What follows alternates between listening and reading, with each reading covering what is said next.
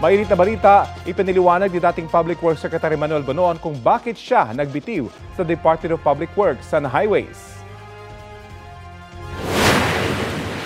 It's been lingering na dito, clamor, and I think for accountability and to give the President a fresh, yung pa mapurso lahat yung institutional reform that he would like to do. I think it would be better for me to, for somebody else to take over. Meron na rin kami natutuklasan, but I think I'll leave it to Secretary Vince. I'll transfer the documents to Secretary Vince Dizon anytime na makapag-usap na kami. Nakapanayam siya matapos humarap sa Senate Blue Ribbon Committee hearing ngayong umaga kaugnay sa flood control project.